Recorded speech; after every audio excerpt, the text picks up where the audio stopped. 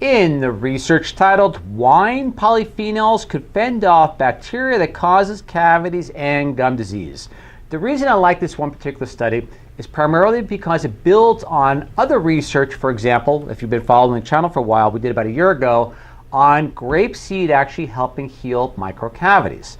In this case, it works a little differently. We're looking at preventing bad bacteria per se from sticking to areas of the mouth, teeth, gums that can cause other issues. With that in mind, let us proceed with the research and why the researchers per se, I've used per se twice now, wanted to look into wine polyphenols and grape seed extract. To proceed, recent work indicates polyphenols might also promote health by actively interacting with bacteria in the gut. That makes sense because plants and fruit polyphenols are often used to ward off infection by harmful bacteria and other pathogens. The researchers and colleagues stated as well as follows. They wanted to know whether wine and grape polyphenols would also protect teeth and gums and how this could work on a molecular level. To just simply narrate, the researchers checked out the effect of 2 red wine polyphenols as well as the commercially available grape seed and red wine extracts on bacteria that stick to teeth and gums and cause dental plaque, cavities, and periodontal disease. So you see how it works there? Looking at things that help reduce that biofilm down per se. Number 3, that basically prevent it from sticking to the teeth or gums or wherever that can cause an issue. And this is what they discovered.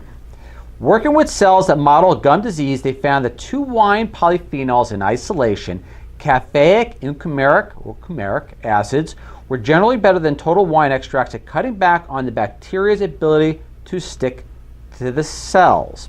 So basically, they looked at two of the main extracts. So they found that the red wine and the grape seed extracts per se had benefit, but when they isolated it down to 2 particular items, the caffeic and the coumaric acids, by themselves, they discovered that these were the most powerful elements of grape seed and or red wine. When combined with the Streptococcus dentisani, hope I'm pronouncing that appropriately, which is believed to be an oral probiotic, the polyphenols were even better at fending off the pathogenic bacteria. The researchers also discovered that metabolites formed when digestion of the polyphenols begins in the mouth might be responsible for some of the positive effects. So basically, we're looking at a grape seed extract. I want to focus on that since that was primarily titled in prior research, and or red wine extract. We're looking at really powerful tools that passively, to some extent, help really maintain good dental health. So soon, may see in a lot of like toothpaste, mouthwash, items like that. However, though, great research. I am going to link as well to the study prior, which we did the video on about a year ago, in regard to grape seed helping repair microcavities, just as a service, and this also too, so you can look in to see how this trend of research in regard to these polyphenols is finding out incredible benefit for dental or oral health.